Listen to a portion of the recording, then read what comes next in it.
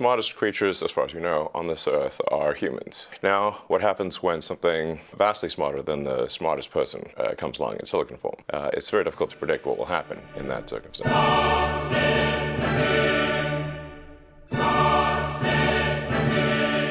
The gravity of these developments seems to be a bit lost on people, or they don't seem to be responding with the right amount of panic, which I guess is probably good. Don't panic, as our godfather Douglas Adams says. Don't panic. But what in the absolute fuck, boys? You know, take the time to think out what the implications of this technology is going to be. It's like, whoa. Here's my argument for the bloomer take.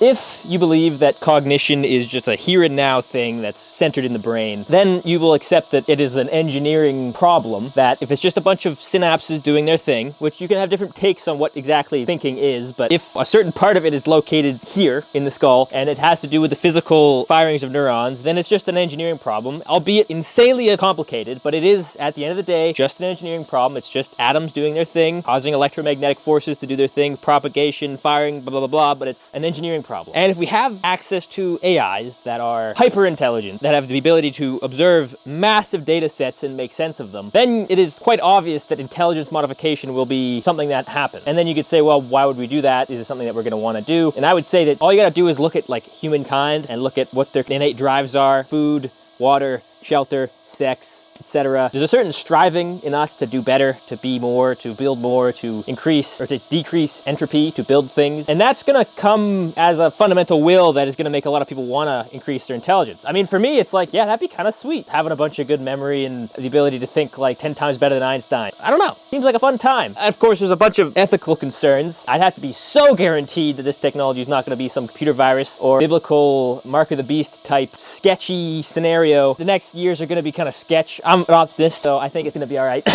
Perhaps naively. Not naively. It's going to be okay. I read about Richard Feynman when he was done with Los Alamos. He got in a deep depression because he was aware of what they had built, that the nuke was there, and he looked around when he was at lunch with people and he was like, man, it's over. This is all going to be gone. He was in New York and he said, like, all these buildings are going to be flattened. He calculated on a napkin how many buildings with just a little tiny bomb that dropped on Hiroshima could decimate, and he's just like, oh boy. And he's like, he was sure that it was going to end. And then somehow it didn't.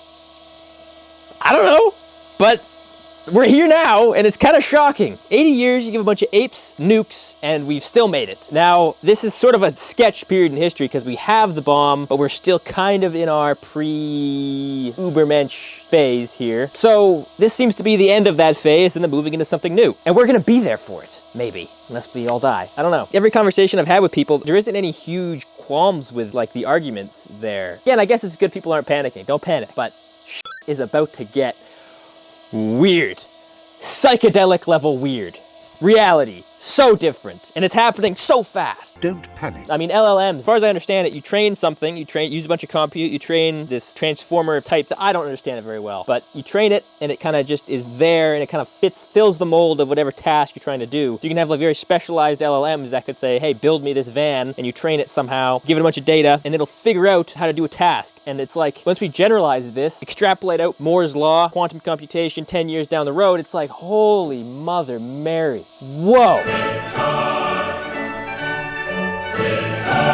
Over the next several years or so, there's probably going to be an increase in overall intelligence, machine-based, then it will spill over into biological-based because it's sort of a convergent reality. It's like once we have hyper-intelligence, all of the nooks and crannies we haven't explored as humans will probably be explored because there might be some blind spots that we're missing, but if we have just a generalized intelligence that's smarter than every human, it will find every nook and cranny that we've missed. Say we haven't leveraged gravity to its full effect, say we manipulate gravity somehow, and it had access to all of the theories, all of the data. I mean, just hypothetically, if it was smarter than a human, it would find that quickly. So we're going to find all of the nooks and crannies we haven't explored yet, and then that's going to develop, and we're going to have the ability to alter our cognition, which will be kind of sketch and dubious, and it'll be happening very fast as well, because these realities are coming very fast, so it's going to be happening like right quick in a hurry. That's going to happen, then people are going to start getting like really hyper smart, and I guess that could go one of two ways. You could see it as sort of like an upper class, lower class, classic history thing where we have a serf class and a lord class, but I don't see that playing out very much, because before, the incentive to do that was having a bunch of like serfs doing like the menial work because the lords didn't want to do it, but now there's no incentive incentive to have that happen, because we have machines that can do everything better than humans can. So there really is no incentive to subjugate. So the only other alternatives is to genocide, or just kind of, we're all gonna make it. It's tough to speculate because we're gonna be so much different than we are now that I don't know what the thought patterns will be, but I would assume that it would just be kind of boring if you're like a 300 IQ entity at this point and you're kind of just like exploring space. Like, it'll be a lot more like bringing together because we're just gonna be bored. So might as well have people to hang out with, and there's no more competing for food and whatnot. We'll have solved that by that point. Like, I mean, it'll be so much farther than solving that. It'll be ridiculous. But at that point, then it becomes, okay, a problem of geometry, because once you go out, you know, we're living in 3D space. Once you go, you know, say I head in this direction, you head in this direction. I'm talking about the competition of resources here. If I head in this direction, you head in this direction, over time, we're gonna be so far apart that we're gonna have access to thousands of solar systems to ourselves. If you think about it like it's a competition for resources, even that point will be like, probably not. This is assuming like close to speed of light travel, so then we can travel and high speeds and it won't be limiting, and we'll, you know, time will go slower because of relativity. You can travel like really far and not age. So you can just, you know, and have all the resources. So at that point, it's like, well, we're gonna compete for resources. I guess some people definitely will, but it probably won't be like the thing, because sure, ship, go, frickin', yeah, head off and get a bunch more resources, great. Things will probably become a lot more arbitrary, and then it becomes sort of a Hitchhiker's Guide in the Galaxy type thing, where every civilization goes through 3 distinct phases. 1 is how do we get food, 2 is why do we get food, and 3 is where do we get food. So the first one is like, holy shit, we gotta eat. Second one is like, oh, what's the meaning of existence? And the third one is like, all right, where are we eating tonight, boys? It's like, it becomes a lot more arbitrary. It seems like that's kind of the direction things are gonna go. We're in this kind of sketch phase where it's like the throttle's just been absolutely slammed into hyperspeed right now, and we're still like very much like in our monkey phase, and we haven't completely shifted over into accepting that shit's gonna get weird and fast, and you're here for it. So congratulations, way to spec in it on Earth at like the most interesting time in existence, the end of the Anthropocene era. It's that big, way bigger than the invention of the nuke. It's literally goodbye past humanity, welcome to whatever is coming next. I can't express in words how crazy this is gonna be. It's gonna be absolutely wild. But yeah, I think it's gonna go well, and that's my reasons for it. Competition, you know, go farther, get resources, whatever. We're gonna have the technology to do it. The will to subjugate is gonna be so minimalized that like, whatever, why would you subjugate? Yeah, we're all gonna make it, boys. We're gonna fucking make it. Let's go, bloomer time, baby. Let's get tropical. See you at, I don't know, one of the moons of Jupiter or something. Have a big spa or something there. Anyway, I'm gonna end this out. I have an update on the van I wanna tell you guys about, not to be all over the map here, but yeah, that's gonna be it for my AI talk. We finally got her, boys. We got the Thetford 565E. I've been talking about this for a while. They've come a long way in porta potty technology, let me tell you. So this one's electric flush, 300 bucks Canadian, so that's like 20 bucks American. And it's just a pretty solid piece of machinery all around, you know? This is gonna go right in this corner. See? The electric flush, it's got this valve system. Where is that sucker? Yeah, this like locks closed so that there's no smell whatsoever. Chemicals go in here. We got a 5-gallon holding tank, toilet paper holder, and so when you have to, you know, dispose of it, all you gotta do is, I know this is kind of off topic, but I just wanted to show you guys this because it's fucking awesome.